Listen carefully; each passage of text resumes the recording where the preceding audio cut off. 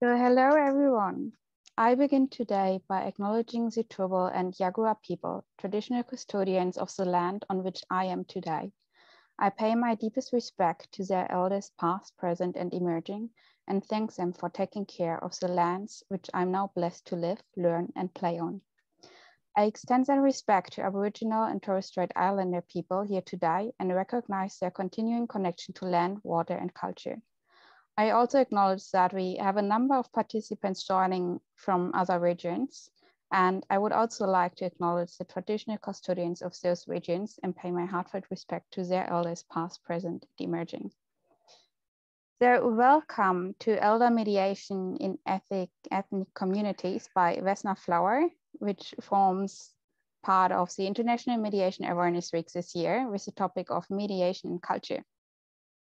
My name is Tamara and I will be your session host for today, for this session.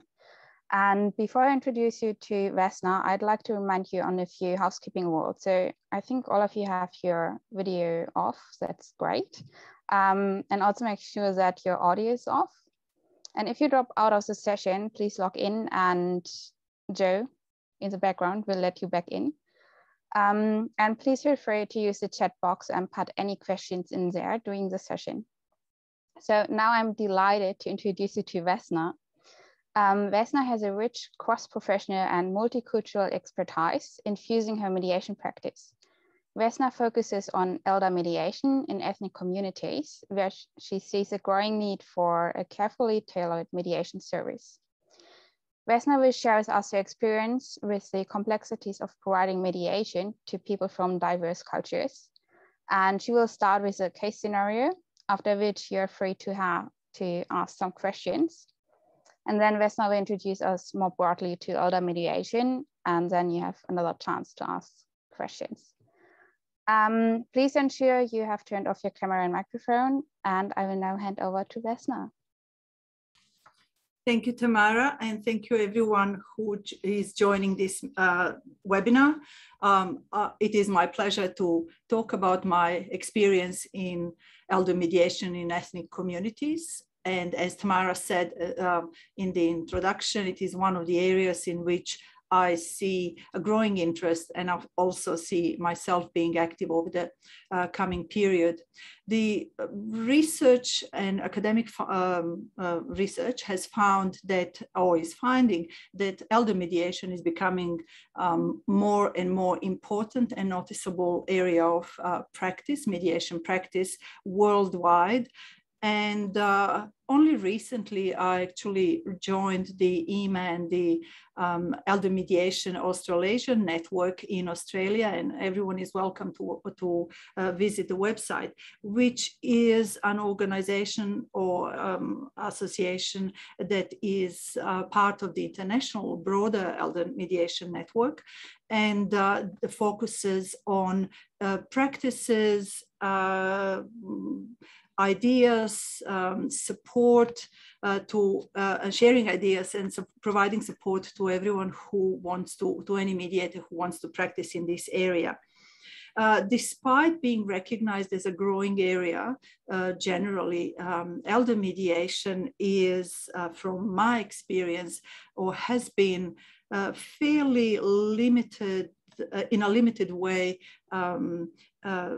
explored or known in the ethnic communities, various ethnic communities. My ethnic community, of course, I can't belong to all, is Serbian, and more broadly the Balkan region. That's the former Yugoslavia and a couple of other surrounding countries. And those ethnic communities in Australia, and I'm talking from my experience in Australia, are relatively small. So just before I start talking about my, and today I will be talking from my practice and relatively recent practice. So having in mind that the communities are relatively small and that this is being recorded for public presentation, you will understand that there will be some generalization of the facts, or maybe not going into that level of detail that we would normally if we were sitting in an enclosed space with a limited number of or limited exposure. So I won't go into all the details. And of course, the names have changed. I've changed the names of my participants. It's an interesting case that has that happened a couple of years back, and it was an extremely important learning experience in my practice, and has actually really channeled my interest towards elder mediation.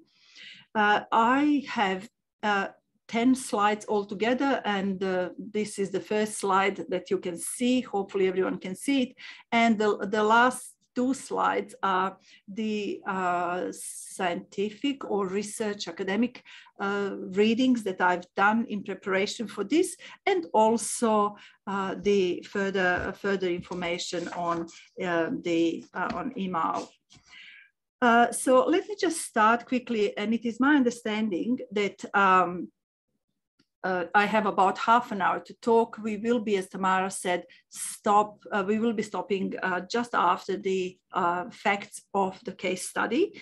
And then you can ask me some questions if you would like to know a little bit more. But I think that's pretty, I'm providing a pretty reasonable outline.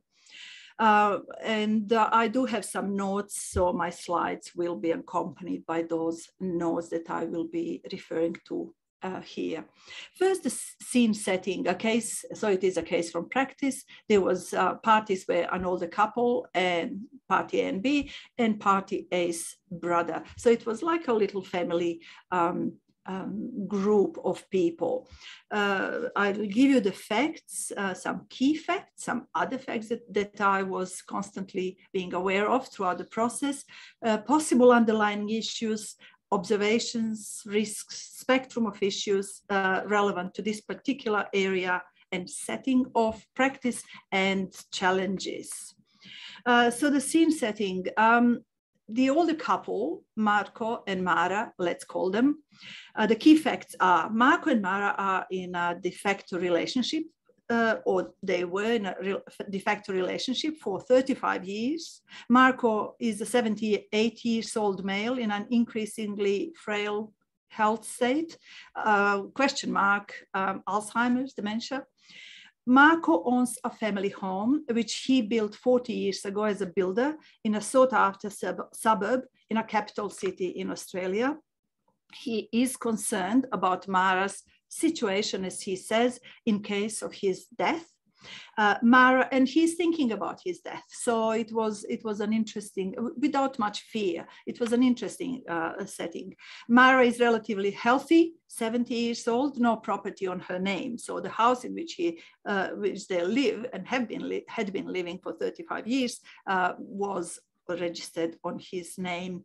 Mara is Marko's caregiver and has provided all domestic, let's call them that, services in the household over their joint life.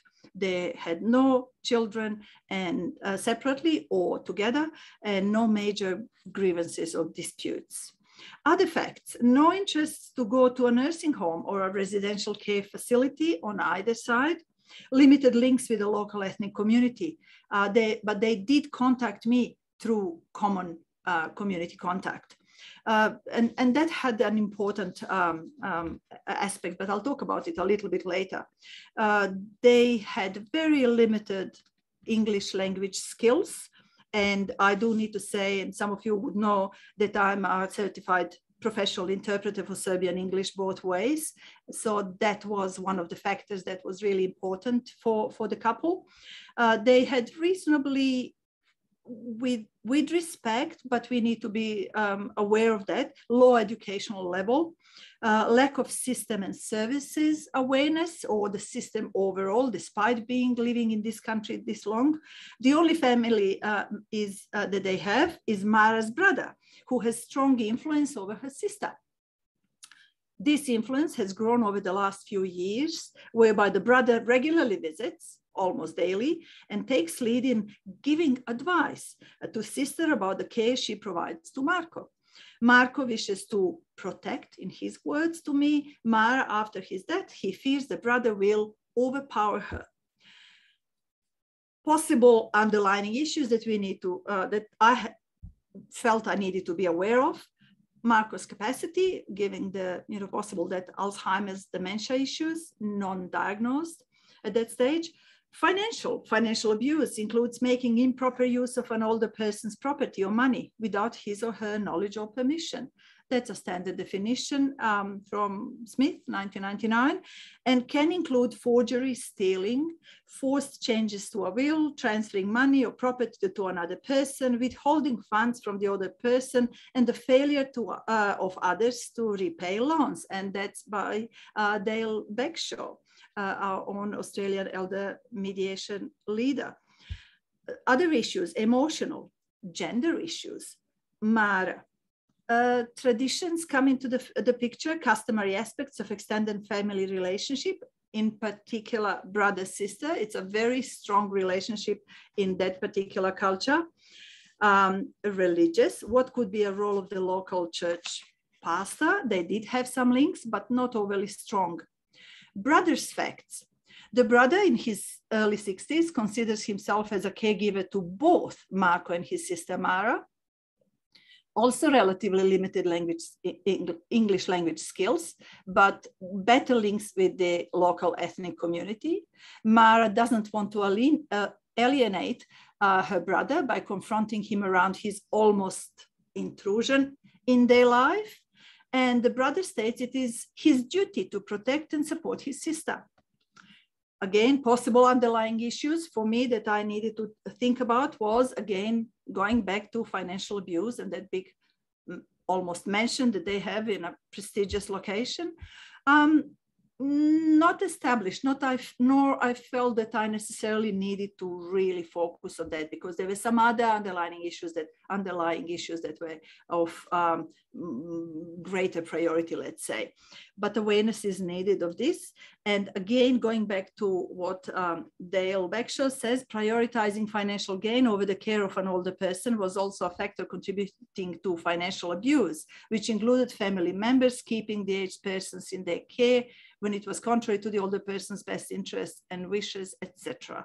And that was that interesting question that was sort of niggling at the back of my mind. Why wouldn't they want to go to a nursing home or better residential facility, which they were able to actually afford themselves?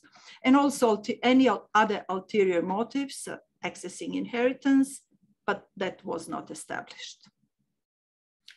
So the process. Look, we are all mediators here, supposedly, and I decided not to talk about the process a lot. What I wanted to say, and what I want to say, is that process in elder mediation, and through the course that I've done on elder mediation, and through all the activities that I've undertaken through EMAN as well, process is different, slightly or a lot different. It depends on the facts of the case. The process was that it started with a joint community contact. They approached me from a trusted source, and that was important. It was a long-term family friend. There were a couple of family sessions were held in the mother tongue. Setting was in their own family home. It provided safety, security, comfort, familiarity with the surroundings, which is undoubtedly very, very important. I built rapport with all of them, Marco, Mara, and the brother, and heard in separate conversations each party's side of the situation. The storytelling was done in the presence of all three parties, and safety net was provided. I showed that they could stop talking at any point and that they could say as much as they want. So this was the scenario. If I'm happy now to stop and have a little bit of a talk, if you have any questions about this, or we can progress, and I will be talking about the key outcomes, some observations that I made on that case. And I do recognize that this is anything that I can say based on this case is limited to that case. However, there are some aspects that can be sort of from a number of cases probably extrapolated as a common underlying principle. So I'll be talking about the risks, the spectrum of issues in elder mediation in ethnic communities, and challenges that I found particularly difficult or just mind-boggling or emotionally difficult that I found in that particular case. So you're welcome to ask me any questions if you would like to clarify anything about the case scenario. There is a couple of questions in the chat. I'm not sure if I can open. Yes. Yeah, I can read it out. So Elise is asking, who was the initiating party and what issues did they want to mediate? Well, that's a very good question. Pretty much the initiating party was Mara, because she found herself, Mara and Marco, but the family friend was Mara's good long-term friend. And it was a woman in the local ethnic community who knew of me, and she invited me. So the initiating party was Mara. She would be party A, let's say. And Mara had concerns around, let me just see what the question was again, if I can, but that's okay. What they wanted to sort out was the relationship with the brother. And also she was concerned about the relationship between, almost the relationship between the de facto Marco and the brother as well. And so that was the issue. Anything else? Thank you, Vesna. No more questions? Okay, so I go further because the time does fly. The process. Okay, so I did say about the process. So how I approached it was pretty much trying to build that trust, because that's really important, and credibility. Credibility somehow came from that contact. And look, that's just the fact that of life, and we can't ignore it. It does make a huge difference if that credibility rather than authority, I would say, because often we say, mediator in the first session needs to establish, or at the beginning needs to establish authority. I think it's more the trust and that trustworthiness and credibility rather than authority in this case. I mean, we should not forget that we have in front of us people who have gone to their whole lives very cluey. They can read through lines despite of the level of education or whatever it is. So just to move on to the third slide that says the key outcomes. And I don't, if anyone was interested in hearing the process, they might be a little bit disappointed, but let's just go further. Family trust restored to a significant degree. Clarification of expectations happened, the relationship restored, and boundaries clarified. So it was pretty much that. It was interesting to see that moment in the brother. It's just like, was I really overly present? Was I really overly worried? It was a very eye-opening moment for myself as well. Identified, contacted, and involved some important support people. There was a GP several streets away that both of them would go when really critical, but generally not very much, but there was a good contact point. So I informed with the agreement, informed the GP of the established link, and informed that this process is happening. And it took several meetings in their place. My aged care, that's the government, that it is the government support for or system that supports aged care, provides aged care under different circumstances, different people. Okay, I don't want to talk about my aged care, but I'm assuming everyone knows what it is. we linked them into the My Aged Care. Someone might say, but that's not really a mediator's role.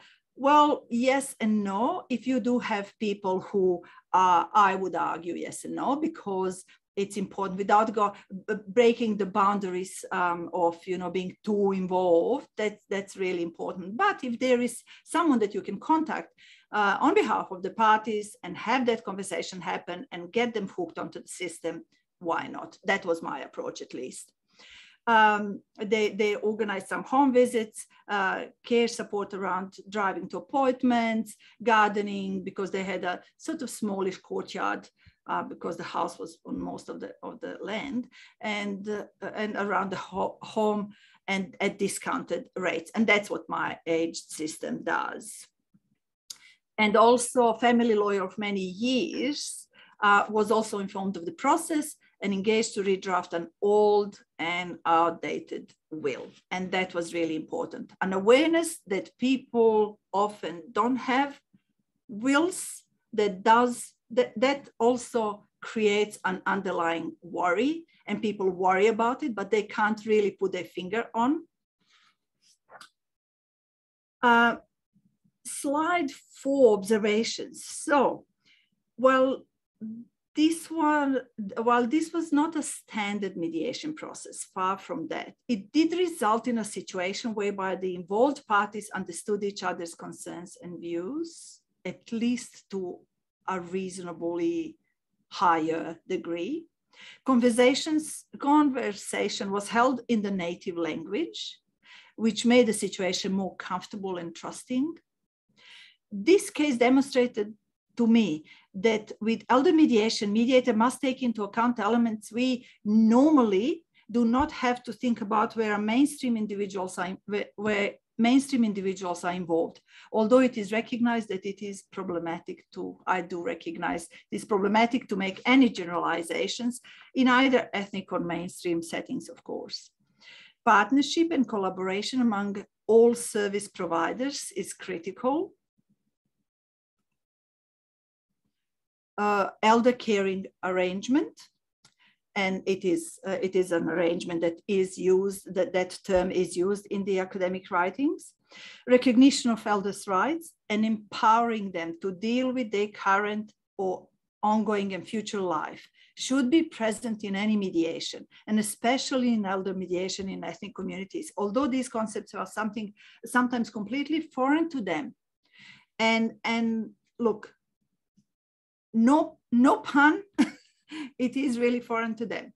As I said at the beginning, I think that as much as we can recognize that elder mediation is not as well developed as, for example, family law mediation or some other areas, business mediation, it is even less known in the ethnic communities. I think that we need to do a lot of research in that area. I really suggest that if there are any academics listening today, I would urge you to start thinking about how to progress this, how to make this wonderful, powerful, simple, and beautiful practice of mediation part of the thinking of the ethnic community. And I'm not talking only now, this last sentence, only talking about the elder mediation, elder people. It's more generally. I cannot tell you how many times in my community, people in their 40s would say, "What, you're a mediator? What's that?" Yeah, so then risks, slide 5, capacity and decision-making, we do need to establish that. In many situations, in, let's say, people in their prime in terms of age, it's assumed. We do need to, if there are doubts, we do need to establish that. And there are fantastic readings on establishing capacity. And I have to say, because I do have legal background, establishing legal capacity from a lawyer's perspective, is still different from what we need to establish for our mediation process. Abuse, I mean, there is a lot to be said about, but I really wanted to bring it to the fore. This is a fantastic forum, and I just thought, why not talk about this? Abuse, important to be observant. It can be hidden with older people. Now, of course, in any situations, but in older people in particular. Financial status and interests of all parties. Boundaries, and I mentioned that before. Where are they? Where to draw them? We are professionals with a particular, let's say, mandate in a mediation session. But advocacy, yeah, do we want to contact that lawyer or organize someone to contact the lawyer to update the will, which is someone's worry, one of our parties' worry? Or do we need to organize, or someone needs to organize counseling? Is it needed? Where is the boundary between advice? Yeah, no, we don't provide advice. Well-established principle. Of course, you won't give advice, but if you're clever, you can find ways to provide information that might just reduce a little some anxiety. Mediation. Is there a conflict? And I'm going back to that question. That was a fantastic question. Is there a conflict? You know, is every mediation a conflict resolution? Maybe not. Maybe there is something in a relationship that needs to be sorted out, but maybe it's not a conflict, as we can see in this example. Or we need to recognize uncertainties that make an elder's life stressful. I also wanted to say that sometimes the person does not perceive an issue as conflict. For example, in this matter, sister accepts brother's intrusion into her private life, largely, as it is customary in her culture. It is customary. Slide 6, spectrum of issues. So there are cultural beliefs, values, and traditions. Again, brother-sister relationship in this case. Gender and beliefs, needing to provide for a woman, let's say on Marco's side, okay? He needs to provide. He's worried if something happens to me, if he drops dead tomorrow, as he used to say, what will happen to Mara? On the other side, there is the brother. I need to take care of my sister. She's older. I'm in my prime. I could do this. Complex ethnic specific family relationships. Mara's emotional dependence on both life partner and brother. Health and care, aged care, acceptance of the outside of the home family care. Awareness or the lack of existing resources. And I'm talking health, social securities, or social, whichever support services, community care, anything, my care. What is that? Well, yes, there are thousands of people working on that project, if I may say. So that is the spectrum of issues. And now I will go to the challenges, and I'm almost there, and we are almost at 4 o'clock, so we will have some extra time to talk. But this will take, challenges. There are all the issues that the mainstream elders experience, plus the complexities added or created by. First, on the side of the older person. Different cultural beliefs and values. For example, you don't share your family secrets with strangers.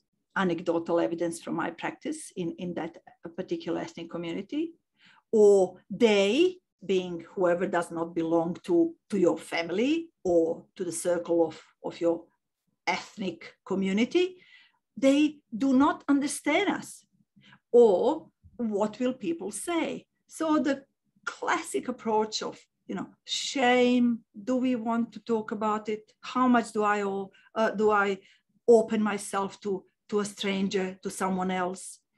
Traditions and customs deeply rooted in elder population of ethnic origin, that sister-brother, family involvement. Now, yes, this is the shame, for example, in circumstances where abuse is present or suspected. Fear of loss of relationship with key family members. What will my brother say? Gender issues, inequality prominent. And this is a generalization, but based on my experience, contact, and my old as well, my own life experience, I would put my hand into the fire for that. So gender issues, inequality prominent. Lack of language proficiency. Hello, not everyone speaks English. On that, actually, how many non-English speaking background mediators do we have in this country? I'd love to know the number. I'd love to know the number. Why my Vesna flower? Because not just he, but in my 30+ career in public service, no one ever could pronounce my surname, Cvjetićanin. Cvjetićanin in Serbian is a beautiful surname and means made out of flowers or flower bouquet. So I decided to put flower, and people feel comfortable using it, and I feel comfortable with using it. But if people don't know, they can judge me. Elder abuse, non-familiarity with, educational level, often low or very, very low, limiting the ability to grasp the terminology, situation, government system, anything, services. Non-familiarity with and fear of the system, again.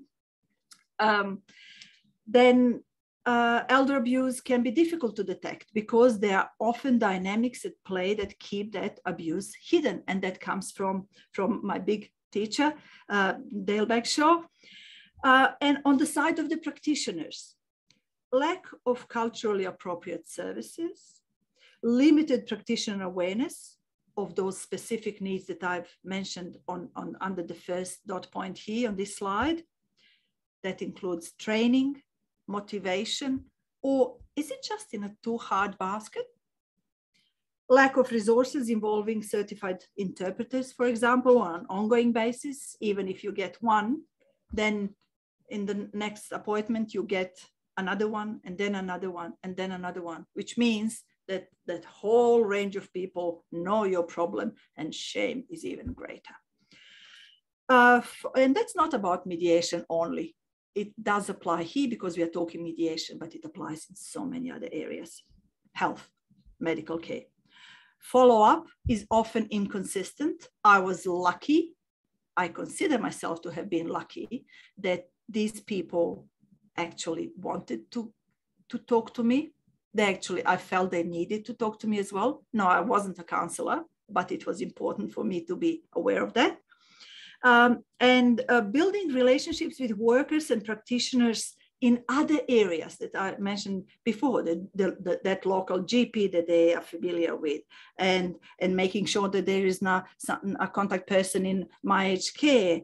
And also this builds trust and comfort with the aged person. And that also comes from it. This observation is also supported by academic writings. Accessibility of resources to accommodate the above extends into all aspects of care options for aging population and ethnic communities, not only mediation, as I mentioned before.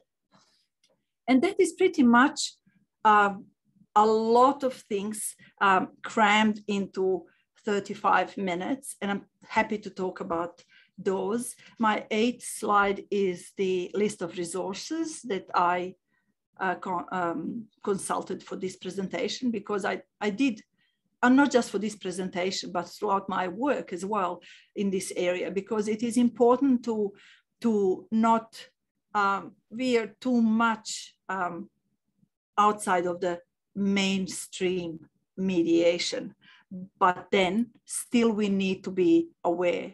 It's really important. For example, number 3 here, processes of empowerment. That was a really important part that I was interested in, that I am interested in. Then there is the under 6, elder mediation, context, opportunities and challenges.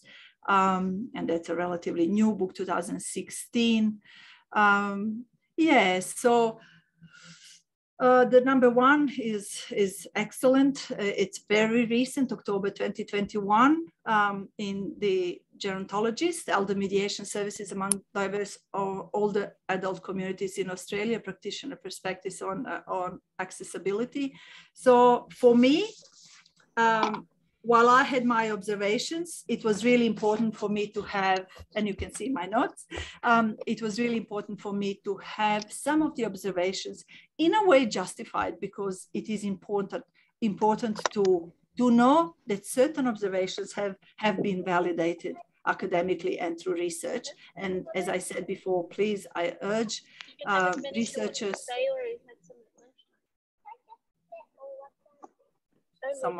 Someone's phone is open. Okay, yeah, so I would finish there. So thank you so much. I will just check this. Tamara, are you checking the chat?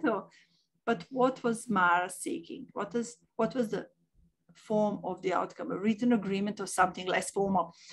Look, absolutely something less formal. We had nothing written down. It was agreement in good faith. What was Mara asking? Mara was asking to resolve, and maybe, I don't know when the question came in, because I know that I spoke about this. She was asking, she found herself in the middle, and she didn't know how to resolve the worries or concerns about her brother intruding, let's say. That's probably harsh to say, to use that term, but being present to that degree in their life, and also the overall concern by her husband. She found herself empowered through the process, and that was really important. And I felt she had a voice, and that was important as well. So if we think about the sitting under the tree where the mediation actually started, or in someone's backyard, or somewhere in a meadow, I think that's what looser frame within mediation happens with elder people in ethnic communities, it can achieve more good than bad.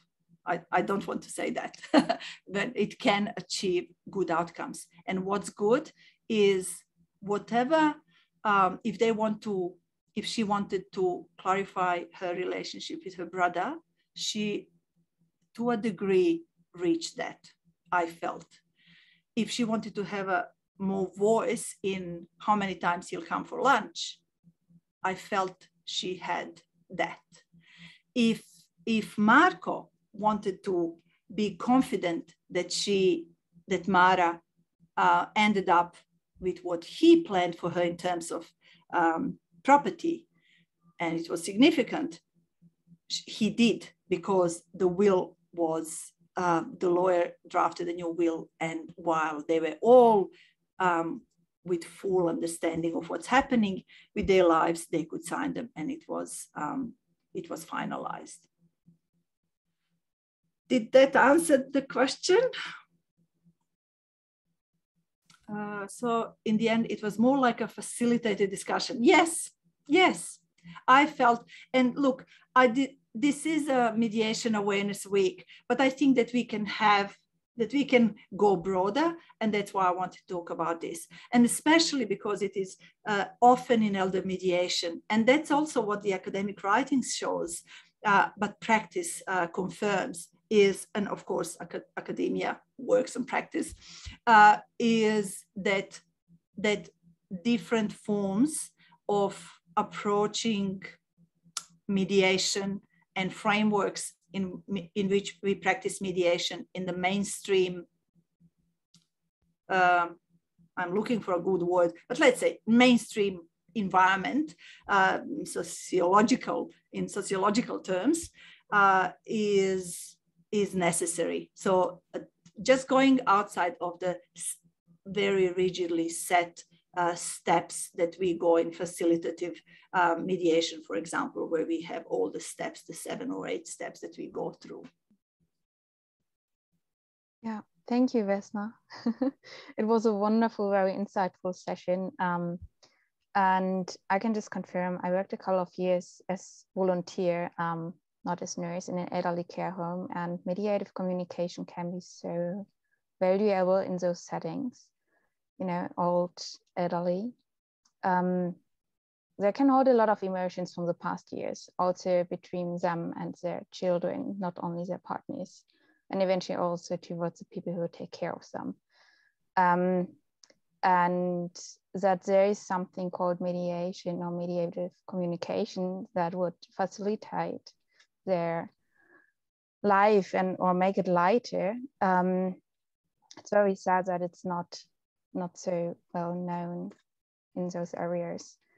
I have an own question. So I know people, elderly people, they often, not always, don't have the mental capacity that we have, like handling conflicts. They may be forgettable, or their emotions might be different. Did you experience something in that area? In this particular case, or more generally? Yeah, or more general in a different case. Look, it's really important, and thank you for that question. It's really important to be aware of whether there is any medication involved, possibly what kind of mediation, because it's different if you are taking Panadol Forte for pain, arthritic pain or something, and then 150 milligrams of Zoloft because of anxiety. Let's say, I don't know, I'm not a medical practitioner, but let's say, okay. So there is a very big difference between those, and it's really, it's actually useful to know. And I know that at one stage, Mara was very specific, saying, oh, don't come between 2 and 4 because that's when he sleeps. He has lunch, he takes his medication, then he sleeps. So yeah, thank you for that. It is important because they are often you find that I find that people after many years of doing things in a certain way actually are accustomed to doing other things and fit other things in amongst the breakfast and lunch and taking medication and going for a little walk or having a little rest or feeding the birds. Or he also, yeah, anyway, I don't want to go into too many details. But yes, it's very important. It is actually, I would say, in some situations, it would probably be essential to be aware of that. Yeah, thank you, Vesna. Just due diligence. Yeah, yeah, it's a huge topic. I think we have like 1 minute left to wrap up. So I would just say thank you for attending today's session, and Vesna to give us a very quick, comprehensive insight into working with elderly in ethnic communities. And a thank you to everyone behind the scenes for organizing this event, this session, and sending all the emails. Yeah, and to our participants. So when you head off, have a look at the schedule of the other sessions. I'm sending the links through. And log into the portal, join the events, and yeah, enjoy the Mediation Awareness Week. Share it if you can. And thank you all. Thank you, Tamara, for facilitating this. And thank you everyone for listening.